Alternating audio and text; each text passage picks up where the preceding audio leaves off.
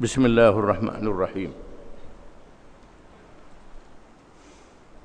Alhamdulillahirabbil alamin. Wahdahu la syarika lah. Wa asyhadu anna Muhammadan abduhu wa rasuluh. Allahumma salli wa sallim wa barik ala Sayyidina Muhammad wa ala ahli wa sahbihi wa man walah, amma ba'd.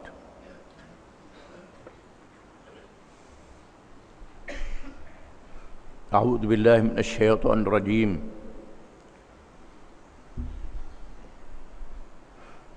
Ya ayyuhalladzina amanu dzkuru ni'matallahi 'alaikum idh ja'akum junudun فأنزلنا عليهم ريحا وجنودا لم تروها وكان الله بما تعملون بصيرا إذ جاءوكم من فوقكم ومن أسفل منكم وإذ زاغت الأبصار وبلغت القلوب الحناجر وتظنون بالله الظنون هنالك ابتلي المؤمنون وزلزلوا زلزالا شديدا وإذ يقول المنافقون والذين في قلوبهم مرض ما وعدنا الله إلا غرورا. Surah Al-Ahzab ayat 9 hingga 12. Maksudnya, wahai orang-orang yang beriman, ingatlah kamu akan nikmat yang aku beri kepada kamu apabila kamu didatangi oleh bala tentera yang ramai, lalu kami turunkan angin yang kuat dan sejuk, dan bala tentera yang kamu tidak nampak, dan adalah Allah dengan apa yang kamu kerja sangat melihat. Ingatlah apabila bala tentera itu datang dari arah atas dan bawah, dan apabila terbeliaknya mata orang-orang yang berada dalam ketakutan,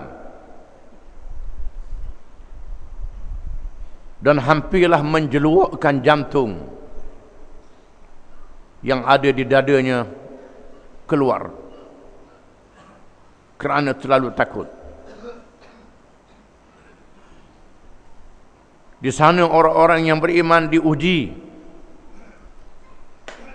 dan digoncang dengan sehebat-hebatnya, dan mereka menyangka terhadap Allah dengan sangkaan yang bukan-bukan. Apabila berkatalah oleh orang-orang munafik dan orang-orang yang lemah iman mereka, Allah dan Rasul yang menjanjikan kemenangan, tidak adalah janji itu malaikat menggoda dan menipu sahaja.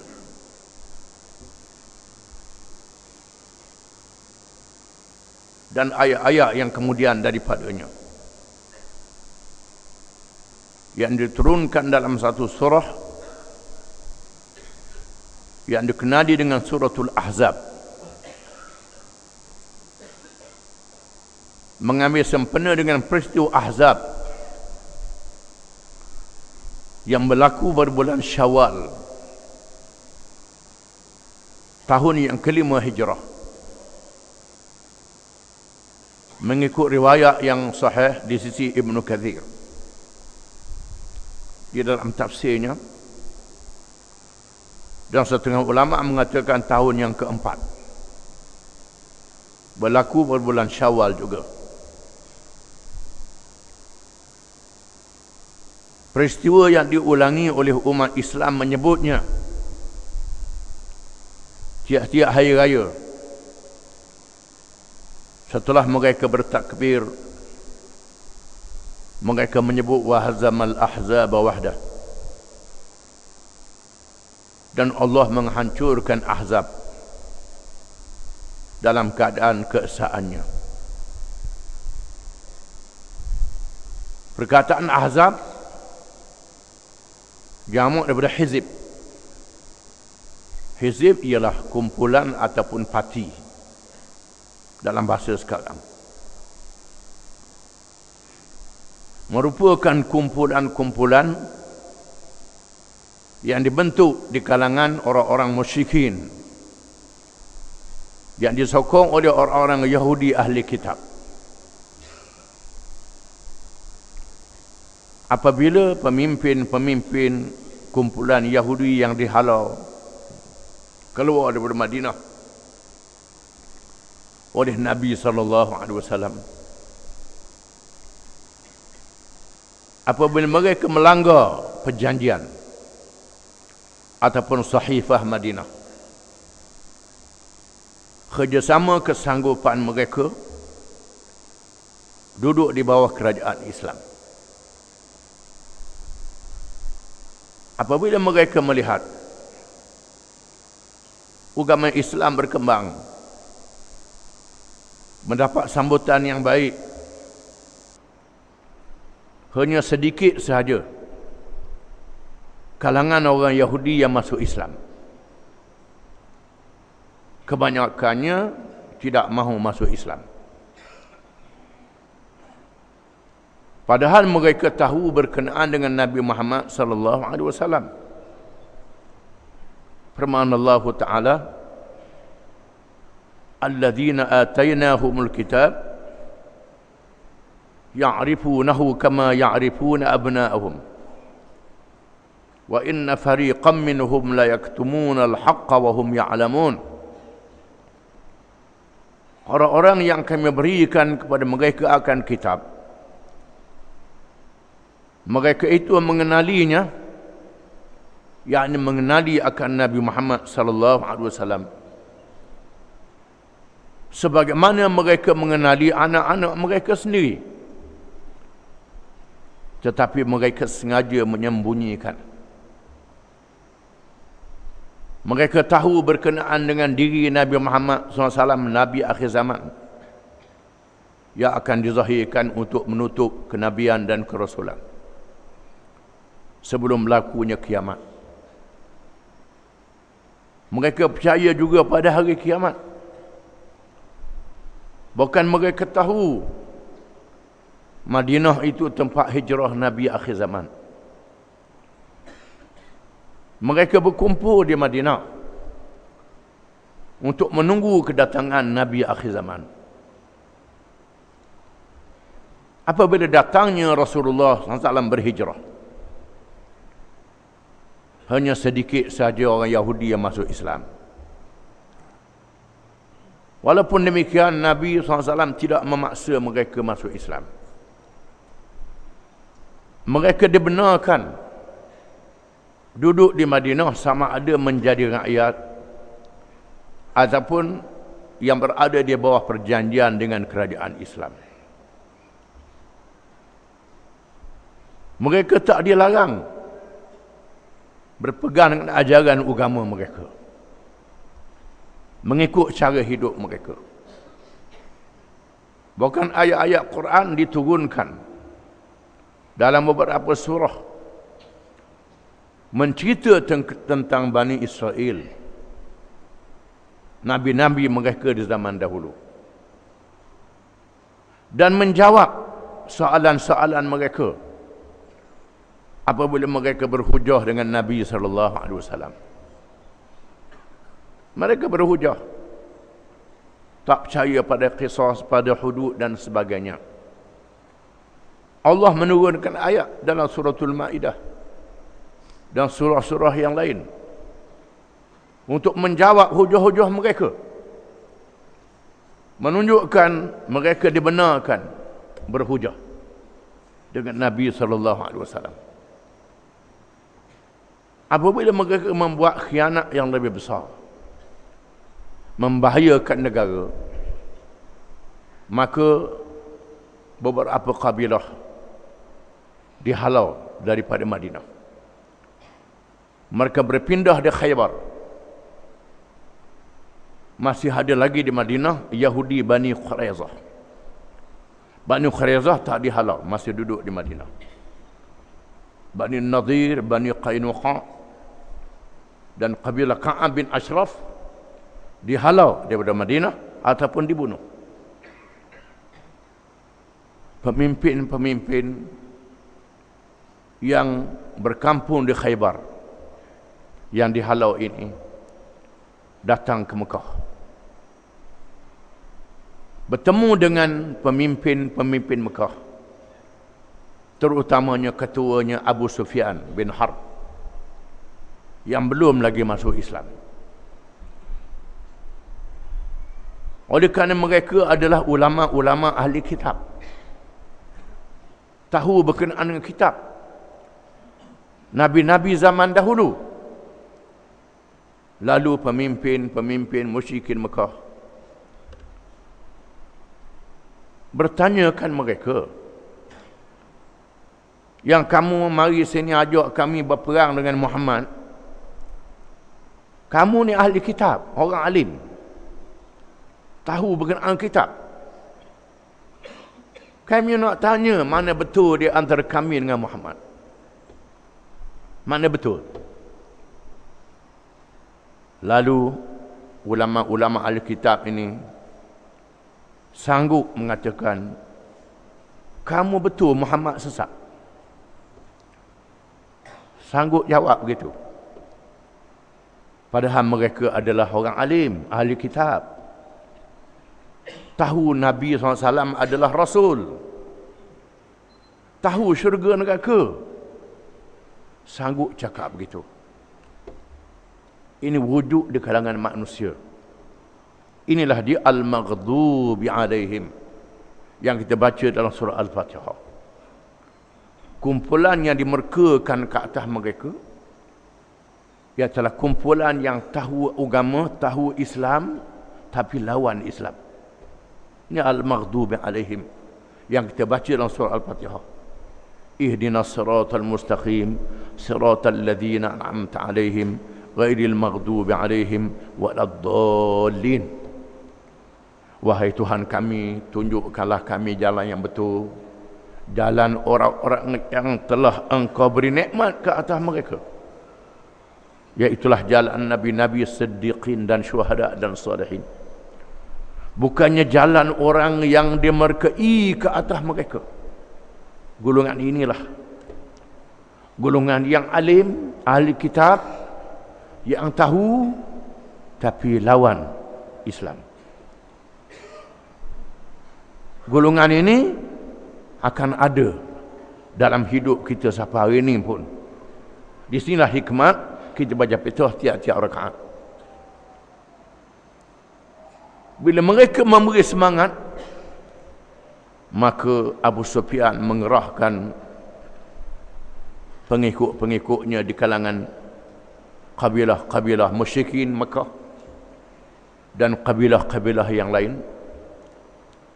Kemudian pemimpin Yahudi ini pergi ke perkampungan kabilah Ghatfan, bertemu dengan pemimpin Ghatfan, memberitahu perkara yang sama, ajak berpekat untuk menyerang Madinah, menyerang Nabi SAW dan sahabatnya, dan menghapuskan Islam. Maka dikumpulkan bala tentera yang jumlahnya 10,000. Jumlah yang sangat besar. Sedangkan kemampuan orang Islam tak sampai 10,000. Mengikut riwayat, yang boleh berperang di Madinah di masa itu ada 1,000 saja. Ada riwayat mengatakan tak sampai 1,000. Ada orang munafik pula. Kemudian berita itu sampai kepada Nabi SAW. Lalu Nabi bermesyuarat dengan sahabat-sahabatnya di Masjid Madinah. Mesyuarat bagaimana nak menghadapi musuh yang besar ini. Lalu Salmanul Farisi radhiyallahu anhu. Salmanul Farisi ialah seorang sahabat yang berasal dari negeri Parsi, yang menganut agama Majusi, kemudian masuk Kristian, berjumpa dengan padri-padri. Padri-padri memberitahu sekarang sudah tiba masanya zahir Nabi akhir zaman. Lalu Salman mengembara dari satu daerah ke satu daerah sehingga sampai di Madinah, dan akhirnya bertemu dengan Nabi SAW dan masuk Islam. Ceritanya panjang, tak cukup masa nak cerita di sini.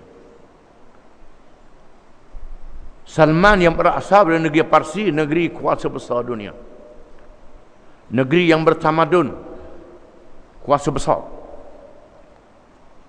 Lalu Salman berkata, wahai Rasulullah, di Parsi bila berperang menghadapi musuh yang lebih besar, di antara langkah yang diambil ialah menggali parit, berkubur dengan parit untuk menghadapi musuh yang lebih besar. Bertahan secara menggali kubur, gali parit. Lalu Nabi SAW menerima pandangan Salmanul Farisi. Dipilih kawasan yang menghala ke arah Bukit Uhud hari ini, daripada masjid yang dikenali Masjid Al-Fatah. Mereka melawat Madinah tahulah, digali parit yang jauhnya beberapa kilometer, bukan pendek parit itu. Luas paritnya tak mampu dilompat oleh kuda. Kuda tak boleh lompat luas paritnya, kiralah berapa depa. Maka dilakukan secara bergotong royong, dibahagi-bahagi mengikut kumpulan-kumpulan. Dan Nabi SAW ikut sama menggali parit itu dengan sahabat-sahabatnya. Berlakulah beberapa mukjizat. Ada mukjizat berlaku di masa itu. Mereka gali parit di kawasan yang mudah dimasuki oleh musuh. Madinah dikelilingi oleh padang, kemudian bukit ada sedikit, kemudian batu-batu hitam yang tajam yang payah dilalui oleh kuda. Kemudian kebun. Sebahagian kebun dijaga oleh muslimat, sahabiyat radhiyallahu anhunna, sahabat-sahabat yang perempuan. Kawasan kebun payah sikit musuh nak masuk. Ada pagar dia, ada pohon dia banyak. Sebahagian lagi ialah perkampungan Yahudi Bani Quraizah. Bani Quraizah ni masih ada perjanjian dengan Nabi SAW, dan dia bersedia untuk mempertahankan Madinah mengikut perjanjiannya. Kawasan yang terdedah digali parit. Bila mereka gali, ada kawasan batu yang besar, yang pejal. Mereka tak mampu nak memecahkan batu yang keras itu. Lalu Nabi mengambil cangkul ataupun cok untuk pecah batu. Nabi pukul batu itu, pukul batu sehingga berapi. Nabi kata, aku nampak bangunan-bangunan di Parsi, kita akan menawan Parsi. Kata lagi, nampak api, aku nampak bangunan-bangunan di Syam, wilayah Rom, kita akan tawan Rom, kata Nabi. Sahabat-sahabat melihat, dan batu tu hancur, berkecai, pecah. Maka digalikanlah parit dengan sempurna. pada tentera Ahzab. Siapa? Tak boleh masuk, mereka dalam keadaan tercengang. Kerana kabilah-kabilah Arab dan orang Yahudi yang bergabung dengannya tidak biasa melihat benteng pertahanan yang begitu rupa. Mereka pergi dekat, dilawan dengan panah. Pergi dekat lagi tak boleh nak lompat dengan kuda. Ada yang lompat, seorang berjaya dibunuh. Mereka tak boleh masuk. Di mana kepungan ini berlaku dalam masa yang lama. Bukannya sekejap. Musuh yang jumlahnya 10,000. Pasukan Islam tak ramai.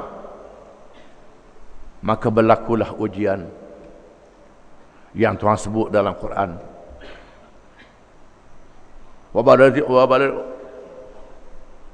Ada yang terbeliak mata. Yang terbeliak mata, pitam kerana terlalu takut. Ada yang naik kembung perut, loya kerana takut. Sehingga nak menjeluakkan jantung kerana terlalu takut. Hunalika btuliyal mu'minun wa zulzilu zilzalan syadidah. Di sana orang-orang yang beriman diuji dengan ujian dan mereka digoncang dengan sehebat-hebatnya. Wa idh yaqulul munafiqun walladzina fi qulubihim marad ma wa'adallahu rasuluhu illa ghurura. Dan apabila berkatalah oleh orang-orang munafik, orang munafik inilah orang yang Islam menipu, menzahirkan Islam bila Islam kuat. Bila Islam lemah, mereka lari daripada Islam. Islam tipu. Termasuklah mereka yang Islam kerana nak benda. Nak benda, nak zakat.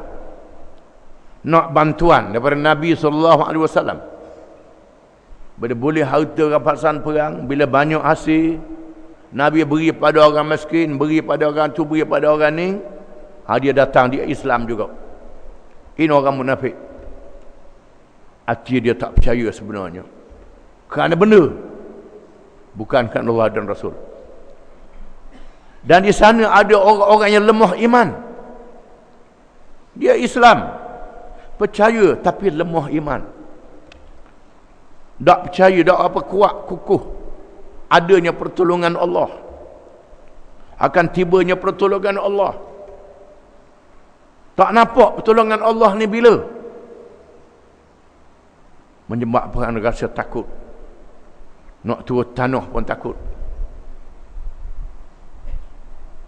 Kalangan munafik ini pada awalnya sanggup berkawal. Sanggup berkawal tempat parit. Bila lama masa, dekat sebulan, hampir sebulan, seminggu tahan lagi, masuk minggu yang kedua ketiga, jumpa dengan Nabi Rasulullah. Saya terpaksa kena balik sebab bini rumah, anak tak ada orang jaga. Kacek, tipu. Kerana uzur, kerana macam-macam. Nabi kata balik. Nabi izinkan mereka balik. Orang munafik ini ada wak habis berah je. Wak habis ruti je. Ambil dia balik hak ni. Balik. Berlaku begitu. Dalam masa yang sama, Abu Sufyan menghantar pengitip. Bertemu Yahudi Bani Quraizah. Memujuk Yahudi Bani Quraizah supaya belot daripada perjanjian. Membenarkan kawasannya dimasuki oleh tentera Ahzab. Maka kalangan pemimpin Bani Quraizah ini sanggup mengkhianati perjanjian. Di masa itu Allah Ta'ala menyebut, dan kaum muslimat melihat bagaimana pemimpin Bani Quraizah ni berunding dengan pemimpin-pemimpin musyrikin. lalu melaporkan kepada Nabi SAW. Bila berlaku keadaan begini menjadikan keadaan lebih menakutkan. Tapi Allah mengatakan, walamma ra'al mu'minuna al-ahzab qalu hadza ma wa'adana Allah wa rasuluh wa sadaqa Allah wa rasuluh wa ma zadahum illa imanan wa taslima. Minal mu'minina rijalun sadaqu ma ahadullah alaih faminhum man qada nahbah wa minhum man yantazir wa ma baddalu tabdila. Dan tatkala orang-orang yang beriman, yang sungguh beriman di kalangan Muhajirin dan Ansar melihat kedatangan bala tentera Ahzab, lalu mereka berkata, inilah dia janji Allah dan Rasul. Benarlah Allah dan Rasul bila berjanji. Tidaklah menambahkan kepada mereka iman yang lebih kuat dan menyerah diri Islam yang lebih bersungguh. Di kalangan orang-orang yang beriman itu ada beberapa lelaki yang berjanji dengan Allah dan Rasul, yakni berjanji untuk mati menghadapi musuh. Benar janji mereka. Ada di antara mereka yang telah mati syahid, dan ada di antara mereka yang menunggu giliran untuk mati syahid. Dan mereka tidak sekali-kali mengubah janji mereka dengan Allah. Apa makna benar janji Allah dan Rasulnya? Kalangan sahabat yang beriman mengatakan, semua sahabat mengatakan ini janji Allah dan Rasul. Karena Tuhan sebut dalam Quran, dalam ayat-ayat yang banyak, di antaranya firman Allah Ta'ala dalam surah Al-Baqarah, Am hasibtum an tadkhulul jannah walamma ya'tikum mathalul ladzina khalaw min qablikum massathumul ba'sa'u wad-dharra wa zulzilu hatta yaqula ar-rasul walladzina amanu ma'ahu mata nasrullah ala inna nasrallahi qarib. Adakah kamu ingat kamu boleh masuk syurga Tuhan padahal belum lagi kamu menghadapi ujian yang dihadapi oleh orang-orang yang lebih dulu daripada kamu di kalangan umat Nabi-Nabi zaman dahulu? Mereka diuji dengan sehebat-hebatnya, diseksa kerana mereka Islam. Mereka digoncang dengan musuh-musuh yang jahat, yang ramai, yang kuat. Dengan sehebat-hebatnya, sehingga berkatalah Rasul dan orang-orang beriman bersama dengannya, bilakah lagi datangnya pertolongan Allah? Ingatlah pertolongan Allah itu sangat dekat. Itu surah Al-Baqarah. Surah Al-Imran, firman Allah Ta'ala, Am hasibtum an tadkhulul jannah walamma ya'lamillahu alladhina jahadu minkum wa ya'lamas sabirin. Adakah kamu ingat kamu boleh masuk syurga Tuhan padahal belum nyata lagi apa yang ada dalam ilmu Allah? Orang yang sanggup berjihad dan orang yang sabar. Dalam surah Al-Ankabut, firman Allah Ta'ala, Ahasiban nasu an yutraku an yaqulu amanna wa hum la yuftanun walaqad fatanna alladhina min qablihim fala ya'lamanna Allahu alladhina sadaqu wa la ya'lamanna al-kadhibin. Adakah manusia itu mengira sudah cukup bila mereka berkata kami telah beriman? Saya ni beriman dah, kami dah beriman dah, percaya sungguh, cukup? Tuhan kata tidak. Padahal belum lagi datang kepada mereka ujian yang dialami oleh umat-umat yang terdahulu, sehingga termaklum di sisi Allah orang yang sungguh-sungguh beriman, yang benar beriman, dan orang yang bohong imannya. Ini makna janji Allah. Di saat yang menyusahkan ini, Rupanya ada manusia-manusia yang macam ini. Maka datang seorang yang tak diketahui dia masuk Islam. Safwan bin Umayyah Al-Ghatfani, daripada kabilah Ghatfan. Satu kumpulan Ahzab bersama dengan bala tentera Ahzab. Datang bertemu dengan Nabi SAW.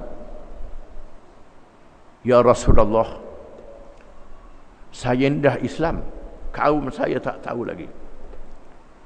Dan orang musyrikin, orang Yahudi tak tahu saya masuk Islam. Boleh ke tak saya nak lakukan sesuatu? Saya nak masuk dalam pasukan-pasukan mereka ni. Nabi kata, bolehlah. Al-harbu khid'ah. Peperangan itu tipu, kata Nabi. Maknanya peperangan kita boleh menipu musuh di dalam peperangan. Tak berdosa tipu. Bahkan wajib tipu. Maka Safwan bertemu dengan pemimpin Bani Quraizah. Beritahu kepada mereka, kamu ni pergi janji dengan Abu Sufyan. Aku nak sihat kepada kamu je. Kalau menang, tak apalah. Kalau Abu Sufyan dengan Ghatfan, anak beranak aku tu, dia balik ke kampung. Mu duduk sini. Jaga mu dengan langit. Nya serang. Kena mu jaga. Menyebabkan mereka dalam keadaan ketakutan. Tak berani nak membuka kampung mereka bagi musuh. Kemudian dia berjumpa dengan Abu Sufyan. Dia kenal dengan Abu Sufyan. Mu kenal aku kan kawanmu. Duk tebing apa berlawak lama-lama sangat. Nak masuk tak boleh. Nak serang tak boleh. Tak ada pasal-pasal. Ya juga, kata Abu Sufyan. Lepas tu pergi pula dengan Ghatfan, anak beranak dia sendiri. Dia anak beranak dia, Ghatfan ni. Sanggup lawan anak beranak Islam ni. Berjumpa dengan pemimpin Ghatfan. Tak ada guna kita lawan. Nak masuk tak boleh, nak serang tak boleh. Tak ada pasal-pasal. Buat habis bekalan dia. Banyaklah nasihat-nasihat dia. Menyebabkan mereka dalam keadaan serba salah. Dalam masa yang sama Allah menurunkan angin yang kuat. Cuaca yang sejuk.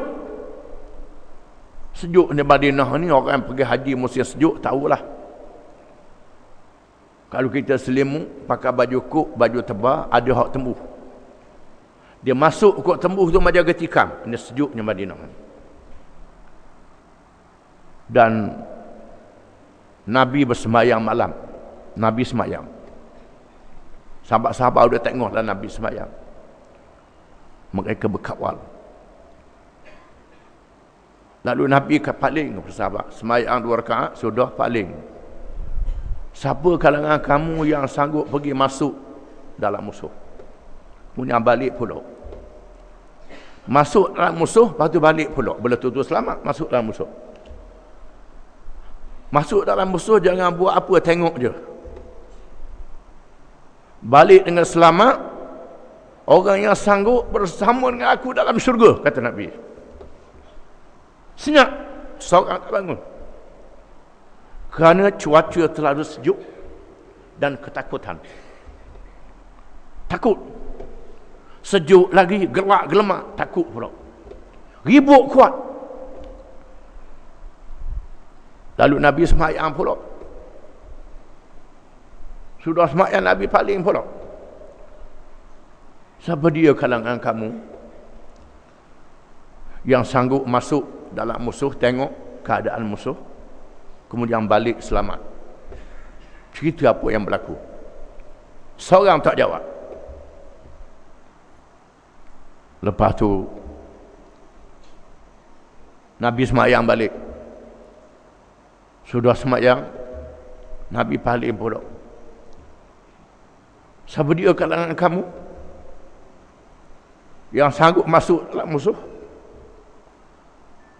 tengok apa keadaan musuh, lepas tu balik beritahu kepada aku? Tak jawab. Lalu Nabi kata, Huzaifah, mu bangun.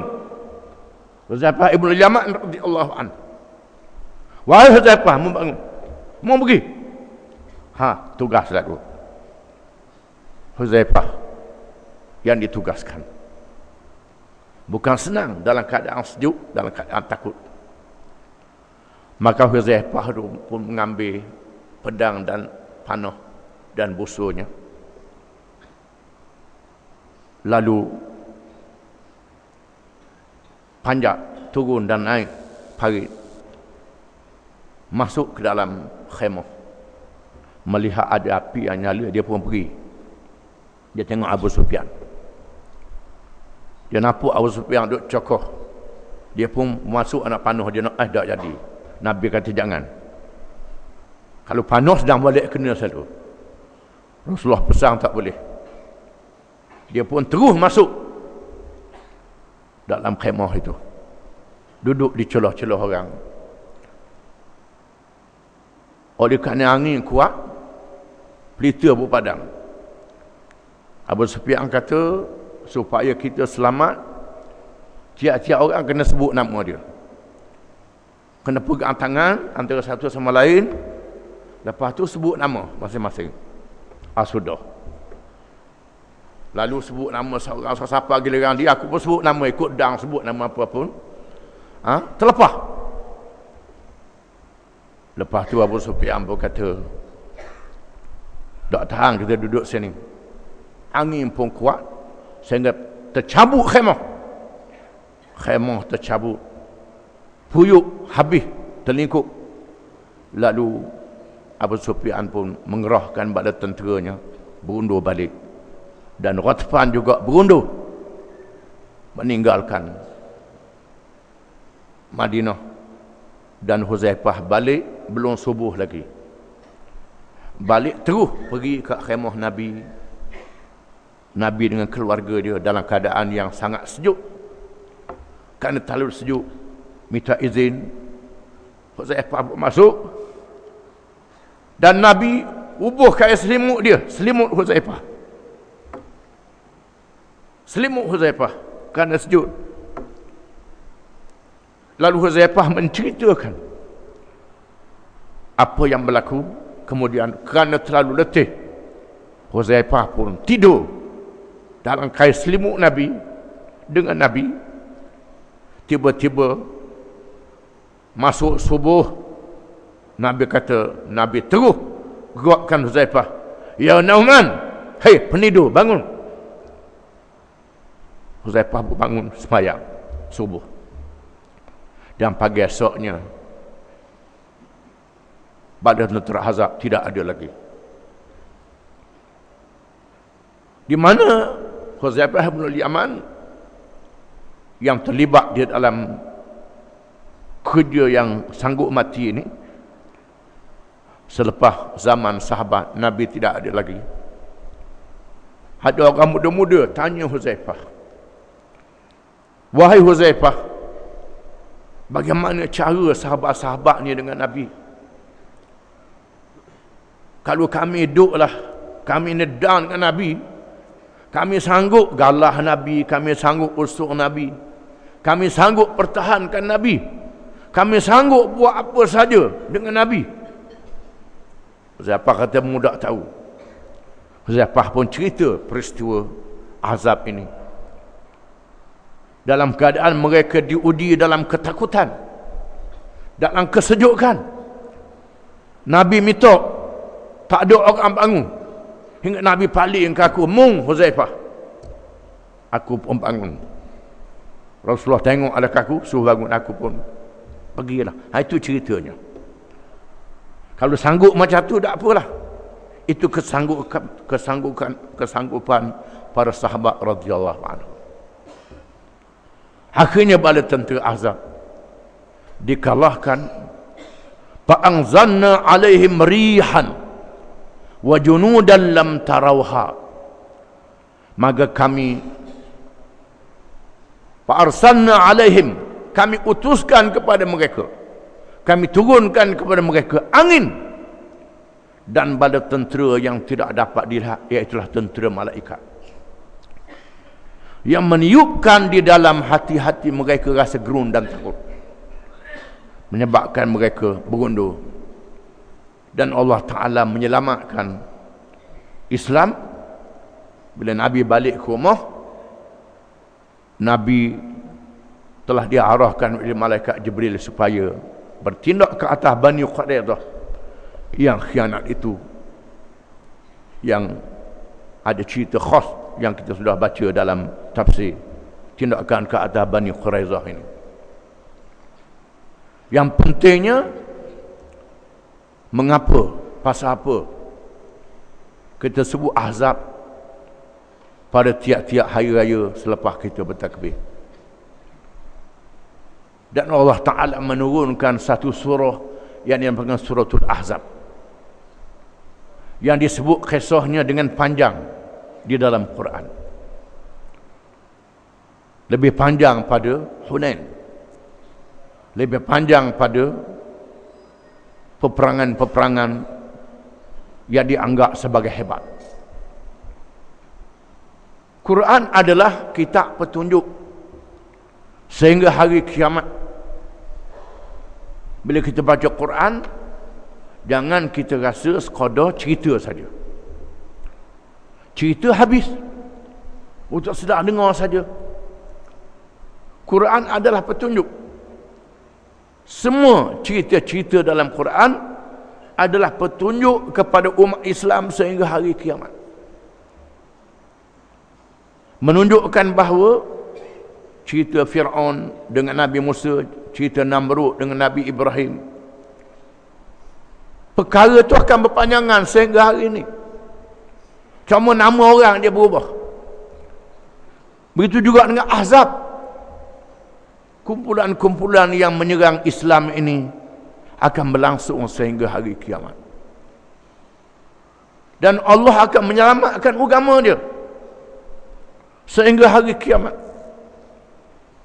Barangkali kita tidak sedar, kita mengalami kesan peperangan Ahzab di zaman mutaakhir dengan jatuhnya kerajaan Uthmaniyah tahun 1924. Bagaimana kerajaan Uthmaniyah, kerajaan Islam yang paling akhir, menghadapi Rusia, Kristian Ortodoks, menghadapi Eropah, Inggris, Jerman, Perancis, Rom, Itali, Spanyol dan lain-lain yang menyerang Uthmaniyah, yang memimpin dunia Islam. Di belakangnya orang Arab, orang Parsi, Iran, orang Melayu, Indonesia, termasuklah orang India, Pakistan, Afghanistan, orang Afrika, di bawah kepimpinan kerajaan Uthmaniyah sehingga beratus-ratus tahun Islam dapat dipertahankan. Di mana yang menyerang Islam ini ialah Ahzab. Bila mereka gagal menyerang melalui ketenteraan, lalu mereka mengambil peluang daripada negeri-negeri Islam yang lemah. Mereka menakluk negeri-negeri Islam yang jauh. Ditakluknya negeri-negeri Islam di Afrika, jauh daripada Uthmaniyah. Setelah dijatuhkan Spanyol, ditakluknya Melaka. Alam Melayu ditakluk oleh Portugis, ditakluk oleh Belanda. Ditakluknya Yaman Selatan, Hadramaut. Ditakluknya Somalia, ditakluk negeri-negeri yang jauh terpencil daripada kerajaan Uthmaniyah, yang payah nak dibantu, menyebabkan Uthmaniyah dikepung daripada belakang dan menghadapi musuh daripada hadapan. Mereka tak berjaya nak mengalahkan Islam, nak menghapuskan Islam. Mereka menghantar spy-spy mereka masuk ke dalam masyarakat Islam, dan mereka gunakan orang Islam yang mereka boleh peralatkan. Mereka buat kajian setelah mereka buat kajian, selagi orang Islam ni berpegang dengan Islam, mereka tidak boleh hapuskan agama Islam, tak boleh hapuskan orang Islam. Oleh kerana itu mereka kena lawan orang Islam, bukan sahaja melalui tentera, melalui senjata, yang terpenting ialah melalui politik, melalui ekonomi, melalui pendidikan, dengan cara yang halus, dengan cara yang tak disedari oleh orang Islam. Negeri-negeri yang mereka takluk, mereka jajah, pada awalnya mereka paksa orang Islam masuk Islam, tak berjaya. Akhirnya tak paksa orang Islam masuk Islam. Mu nak jadi orang Islam tak apa, tapi semayang je, puasa je. Ada pitih banyak boleh pergi ke Mekah, aku pergi kapal boleh pergi ke Mekah, tapi jangan meretah dengan Islam. Syariat Islam, undang-undang Islam, undang hudud, undang qisas, peraturan Islam tak boleh diamalkan. Ekonomi Islam tak boleh diamal, politik Islam tak boleh diamal. Nak semayang tak apa, nak puasa tak apa, nak terah tak apa, zakat pun terah je. Zakat perniagaan tak ada, zakat haiwan tak apa tahu, terah je. Nak pergi ke Mekah tak apa, acak kali nak pergi pun tak apa, 10 kali 20 kali pergilah Mekah. Dibenarkan, diberi kemudahan. Mereka membenarkan orang Islam sekadar itu sahaja. Kemudian kerajaan Uthmaniyah mengalami kelemahan. Memang lemah. Bila lemah, orang barat lebih kuat, lebih maju. Kemudian diajar pada orang Islam, kalau nak maju tak boleh pakai syariat Islam, tak boleh pakai cara Islam ni. Kena ikut pakaian dia, ikut adat dia, ikut apa. Nak sembahyang tak apa, tak apa nak sembahyang. Lepas sembahyang pakai luar pendek, lepas sembahyang buka tudung, orang puang, lepas tu pergi sembahyang. Kalau nak maju kena ikut cara barat, ikut cara orang putih, tak apa. Nak sembahyang pun tak apa, tak tinggal Islam ni. Lepas tu pula, jangan belajar Quran banyak-banyak, jangan belajar hadis banyak-banyak, jangan belajar kitab agama dia banyak-banyak. Belajar ilmu sains, ilmu teknologi, ilmu yang orang barat maju dengan bahasa mereka, bukan dengan bahasa orang Islam. Lalu dia belajar bahasa-bahasa mereka, kemudian ditukar pula huruf Arab pada huruf Romi.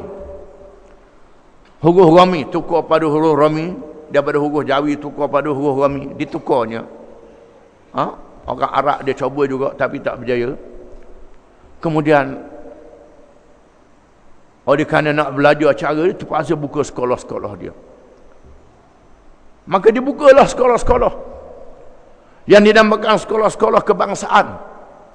Sekolah kebangsaan Melayu, sekolah kebangsaan Arab, sekolah kebangsaan Parsi, sekolah kebangsaan Indonesia, sekolah kebangsaan Afghanistan, sekolah kebangsaan Melaka. Di atas hujah untuk mendapat kemajuan macam orang barat juga. Di sekolah-sekolah ini dimasukkan buku-buku mereka, dimasukkan cerita-cerita mereka, dimasukkan sejarah-sejarah, di antaranya membanggakan bangsa masing-masing. Orang Mesir suruh baca sejarah Firaun, orang Iran baca sejarah Parsi, orang India baca sejarah zaman Hindu, orang Melayu baca sejarah zaman Sriwijaya, Majapahit. Lepas tu hang tuah ke depan sikit, hang tuah duduk main ke hiah tu je, tak ada jihad-jihad ni, tak ada. Baca tu saja, baca hikayat-hikayat ni. Maka sejarah Islam tak dia baca. Agama dia benar, sejarah Nabi ada. Sekadar Nabi beranak 12 Rabiul Awal, kita sambut buat bunga rapa. Buat mengerapau buah air mawar, siung beramawar, lepas tu nyanyi puji Nabi. Lepas tu Nabi dilahirkan 12 Rabiul Awal, lepas tu Nabi apa kambing jadi rasul. Nabi pun pindah ke Madinah. Habis gitu saja, tak tahu buat apa. Itu saja yang dia ajar. Ini saja sejarah Khulafa' Rasyidin, sejarah ulama-ulama Islam, pemimpin Islam yang berjaya, tak diajar. Dia masuk pula cerita reka-reka. Kononnya cerita 1001 malam. Cerita negeri Arab 1001 malam. Cerita pelawak. Cerita Abu Nawah, cerita pelawak juga. Cerita Abu Nawah, kecek Sultan Harun al-Rasyid. Tipu Sultan Harun al-Rasyid. Tanya pusat dunia kat mana. Abu Nawah pun ambil tukar kacau. Sini pusat dunia. Kalau tak percaya ukur. Macam-macam cerita Abu Nawah. Harun al-Rasyid ni seorang raja yang bodohnya tipu dia Abu Nawah. Itu cerita pelawak ni. Kemudian akhirnya orang Islam balik dengan semangat kebangsaan masing-masing. Tidak lagi menyokong Turki.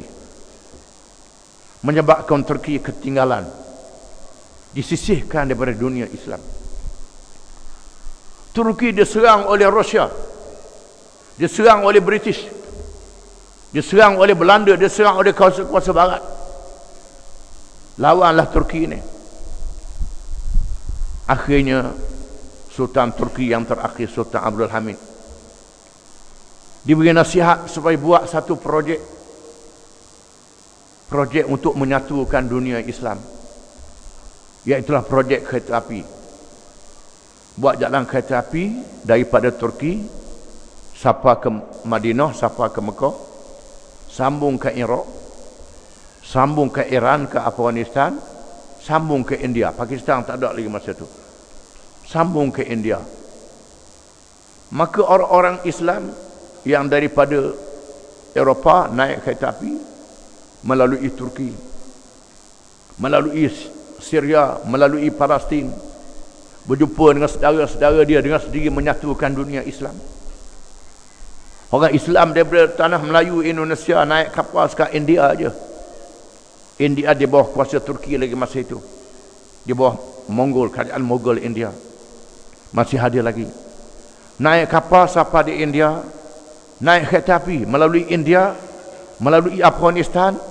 Di tengah jalan akan bertemu dengan saudara-saudara dia, akan menyatukan dunia Islam. Tak cukup duit, pungut derma, maka dipungut derma.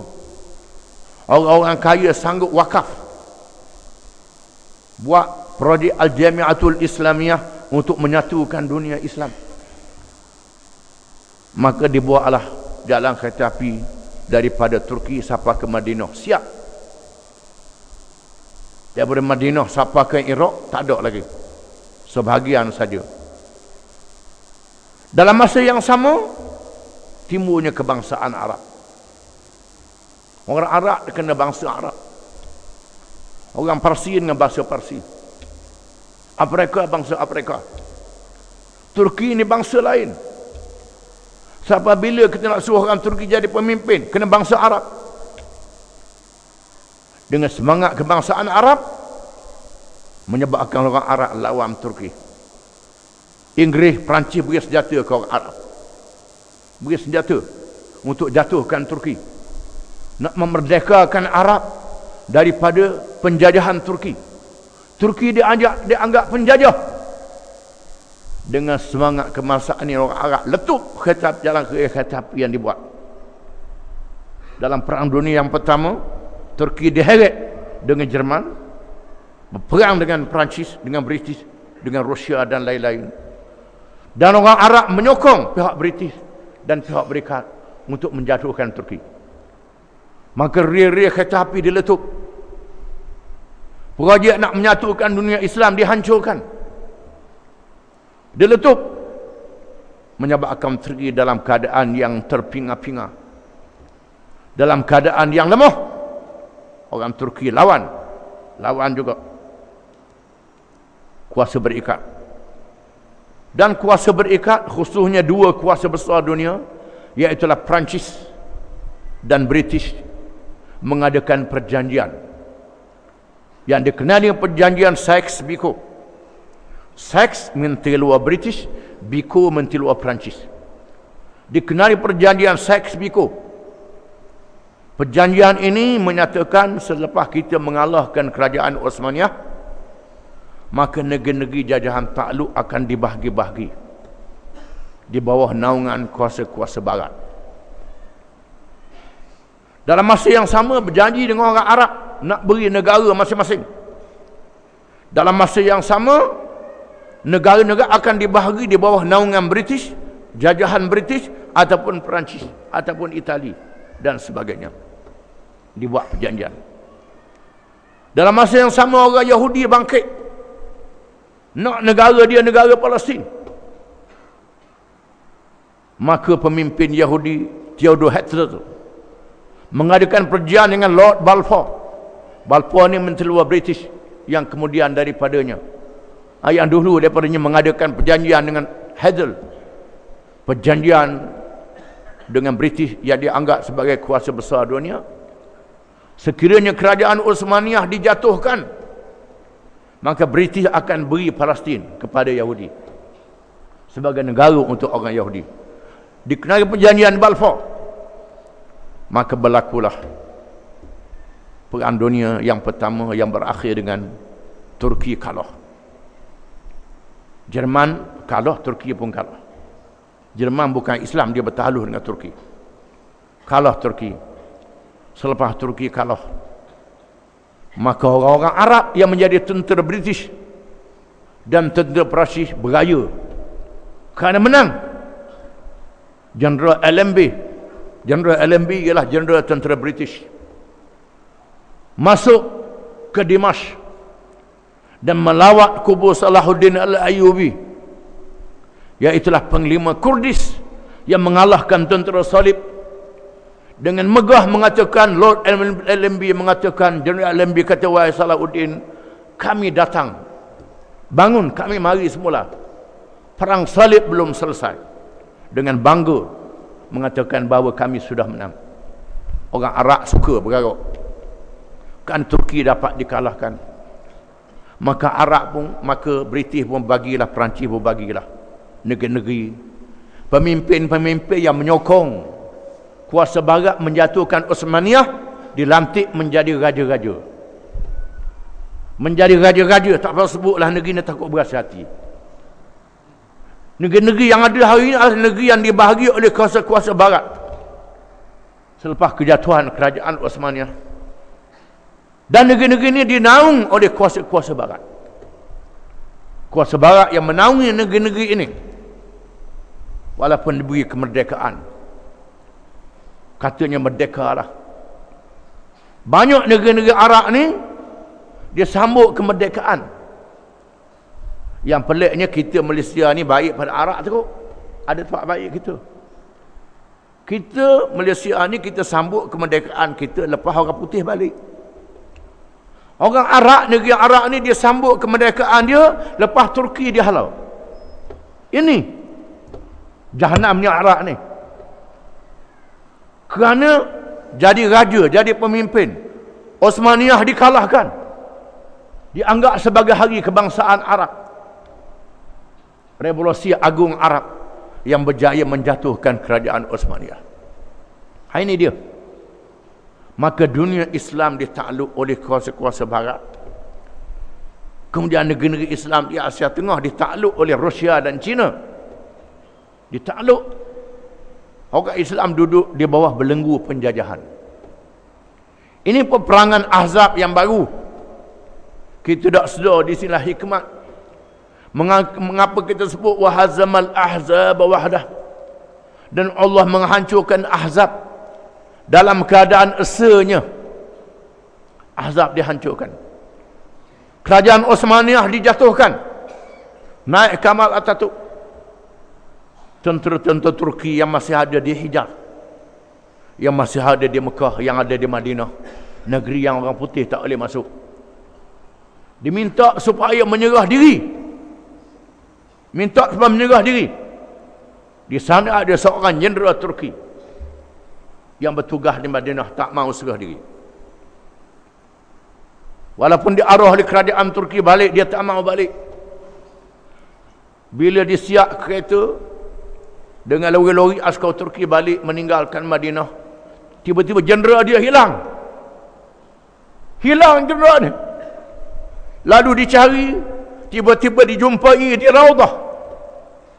Duduk di Raudah menangis. Menangis. Kena balik. Aku tak mau balik, aku nak mati di sini. Lalu diusung. Diusung dan dipaksa balik ke Turki. Ini dia peristiwa yang menyedihkan. Tetapi orang Arab sampai hari ini sambut hari kebangsaan. Hari Turki dikalahkan. Bukannya penjajah British dikalahkan. Ini dia. Dan orang Islam ditakluk, dikuasai di seluruh dunia. Tak bermaya, takluk. Tetapi Allah Ta'ala sudah menjanjikan cahaya agama Islam tak boleh dipadamkan. Yuriduna liyutfi'u nurallahi biafwahihim wallahu mutimmu nurihi walau karihal kafirun. Mereka hendak memadamkan cahaya agama Allah macam mereka nak padamkan lampu pelita dengan mulut mereka. Cahaya Allah tak boleh dipadamkan. Tuhan sebut dalam Quran. Dan memang cahaya agama Allah tak boleh dipadamkan.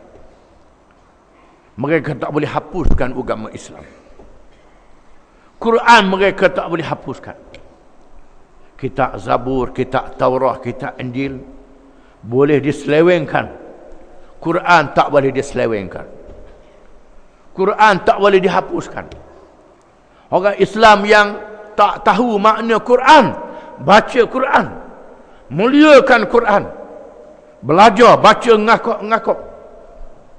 Di sini hikmahnya sabda Nabi SAW. Barang siapa yang membaca Quran dalam keadaan yang tergagap-gagap, dia beri kepadanya 2 pahala. Yang pertama pahala membaca Quran, yang kedua pahala kerana gagapnya. Barang siapa yang baca Quran dengan mahir, dengan bijak bersama dengan malaikat yang mulia, disebut dalam hadis. Disebut dalam hadis, barang siapa yang baca Quran, tiap-tiap satu huruf dia beri 10 kali ganda huruf. Dia beri 10 kali ganda huruf kalau kita baca Quran, walaupun kita tak tahu makna dia. Ini Quran dipelihara oleh Allah Ta'ala. Hukum dia dipelihara oleh Allah Ta'ala. Peraturan dia dipelihara oleh Allah Ta'ala. Dan Allah Ta'ala tunjuk hari ini semua hukum-hukum yang lain pada hukum Quran tak boleh selesai masalah manusia. Dalam keadaan huru-hara, dalam keadaan penyakit, dalam keadaan yang macam-macam. Pakailah undang-undang apa sekalipun tak boleh selesai masalah kalau tak ikut Quran. Di sini mukjizat Quran. Mereka tak boleh padam cahaya Allah ini. Ilmu Quran dipelihara. Dan hari ini berlaku pula gelombang kebangkitan Islam. Orang Islam bangkit nak ke Islam. Walaupun mereka masih belum menang seluruhnya. Nak ke Islam balik. Yang nak ke Islam ni bukan sahaja mereka yang mengaji Islam, yang faham Islam, yang boleh menguasai bahasa Arab, termasuklah yang tak tahu bahasa Arab, yang mengaji di negeri orang putih, mengaji di Amerika, mengaji di Jerman, mengaji di Perancis, mengaji di negeri kafir, nak ke Islam juga. Ini adalah mukjizat Quran yang kita tengok sendiri pada hari ini, menunjukkan bahawa bala tentera Ahzab tidak boleh mengalahkan Islam. Sama ada Ahzab di zaman Nabi ataupun Ahzab zaman kita sekarang. Di sinilah hikmahnya. Pasal apa duduk ulang sokmo tiap-tiap takbir raya wa hazamal ahzab wahdah, dan Allah membinasakan Ahzab dalam keadaan esanya. Tuhan yang Maha Esa memelihara agamanya, memelihara kitabnya, memelihara ajaran Islam yang dibawa oleh nabinya. Maka selamatlah mereka yang bergantung dengan Islam, dan celakalah mereka yang putus dengan Islam ini. Yang putus dengan Islam, hanyut jawab dia. Yang bergantung dengan Islam, selamat. Di sini Allah Ta'ala sebut, wa'atasimu bihablillahi jami'an wa la tafarraqu. Dan berpeganglah kamu semua dengan tali agama Allah, jangan kamu bercerai-berai. Pegang dengan tali agama Allah ni, jangan bercerai-berai.